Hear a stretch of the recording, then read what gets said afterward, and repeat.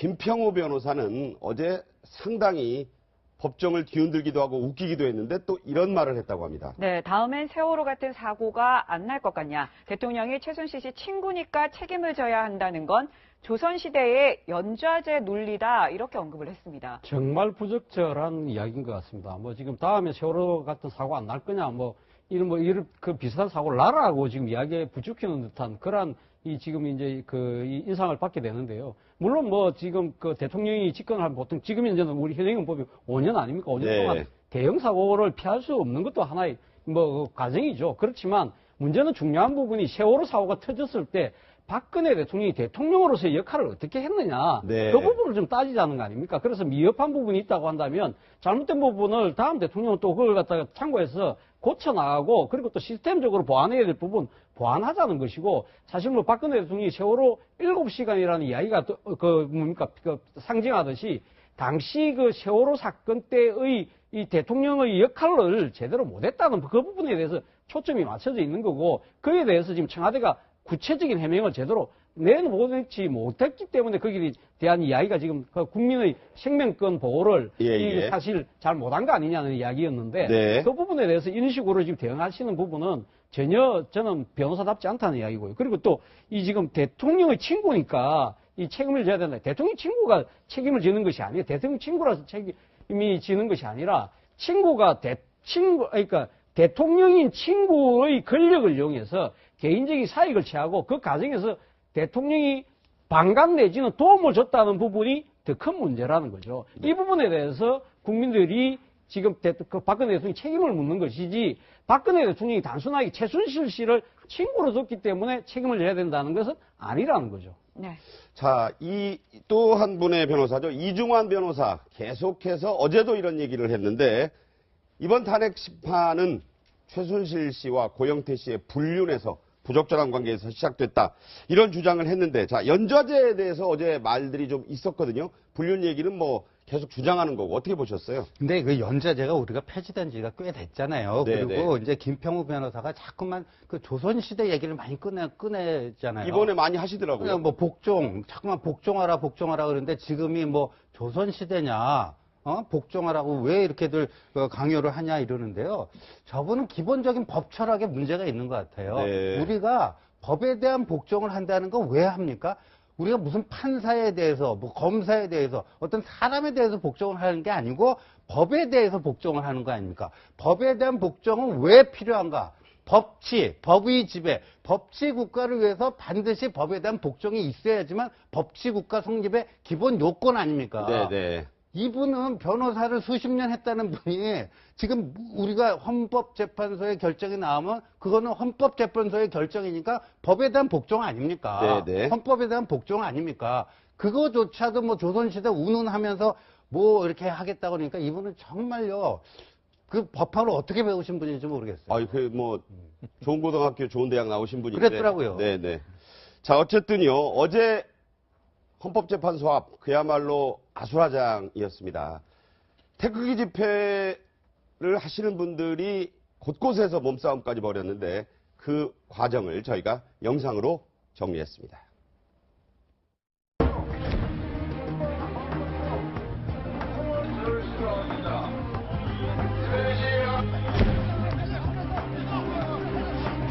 야, 이거 더러운 나라구만 이거.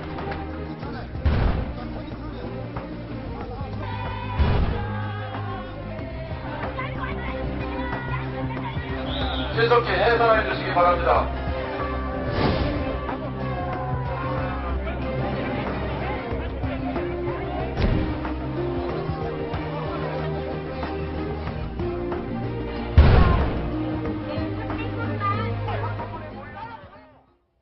네, 미국의 뉴욕타임즈 역시 이런 탄핵 반대 집회를 보고 이렇게 언급을 했습니다. 자, 박 대통령은 여전히 박사모 같은 사이비 종교 신도 같은 사람들을 장악하고 있고 이들의 계속된 헌신은 이르면 5월에 치러질 대선에서 내세울 만한 후보를 찾고 있는 보수 세력을 분열시키고 있다. 이렇게 언급했습니다. 서울에 있는 뉴욕타임스 특파원이 아마 취재를 해서 쓴 것 같은데 문제가 되고 있는 부분이 영어로 표현을 했잖아요. 컬트 라이크를 사이비 종교의 신도 같다 이랬는데 맞습니까?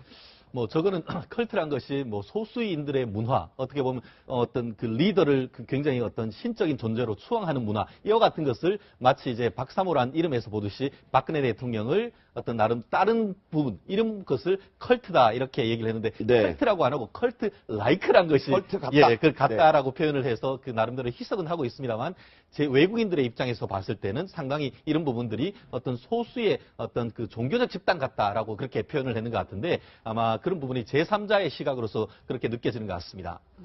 네, 말씀드린 대로 헌재는 어제로 변론을 끝내고요. 오늘부터 이제 매일매일 평일을 열겠다 이렇게 얘기하고 있는데, 자, 법과 양심에 따라 또 지금까지의 변론을 통해서 확인된 사실을 가지고 판단하시겠지만 국민들은 이분들의 이 평의 결과에 아주 관심을 가질 수밖에 없습니다. 8분의 면면을 한번 좀 살펴볼까요? 네, 먼저 보수로 분류되는 분들이 박근혜 대통령이 지명을 한 두 사람, 서기석 재판관과 조용호 재판관, 그리고 중도 혹은 진보로 분류되는 분이 여야 합의로 지명한 강일원 재판관, 이번에 아주 유명한 분이죠. 또 김희수 재판관은 민주당이 지명을 했습니다. 그리고 소장 권한대행을 맡고 있는 이정미 재판관은 대법원장이 지명을 해서 이제 3월 13일이면 임기가 끝나게 돼 있죠.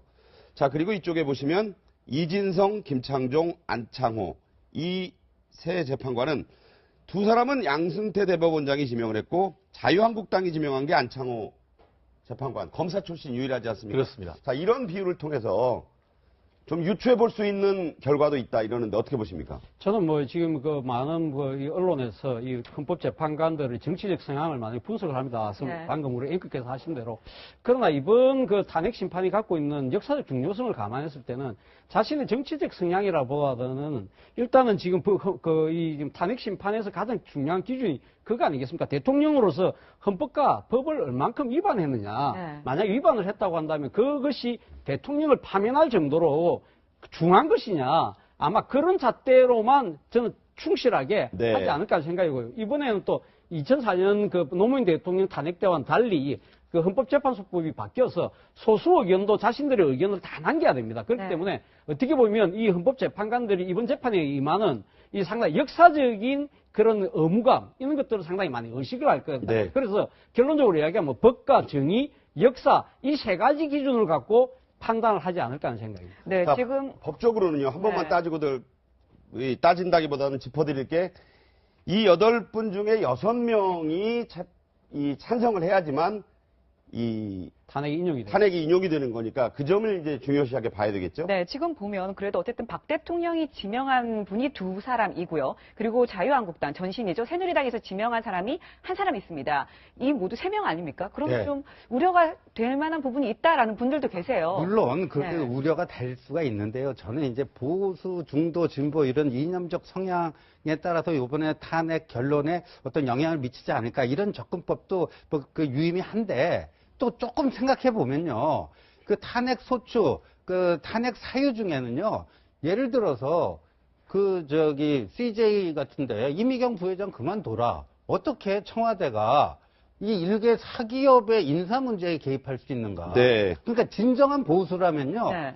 자유시장 경제에 대한 어떤 확고한 철학을 갖고 있어야 될 거 아닙니까? 네. 그런데 원치 않은 기부를 이렇게 강요를 했다라든가 재단 만드는 과정에 있어서 네. 또 포스코의 포레카라고 하는 광고회사를 사실상 정치 권력의 힘을 빌어서 강탈하려고 그랬다든가 어떻게 보면 자유시장, 자유기업 이거를 파괴한 그런 부분이 있기 때문에 네. 진정한 보수라면 오히려 그런 거에 대해서 더 따끔하게 회초리를 들 수도 있다. 따라서 이걸 단순히 누가 지명을 했고 평상시에 그 이념적 성향이 보수 진보냐 이것만 가지고 이렇게 볼 문제는 아니다. 네. 그렇게 생각합니다. 그렇습니다. 저도 이제 법조인으로서 뭐 상당히 공감을 합니다.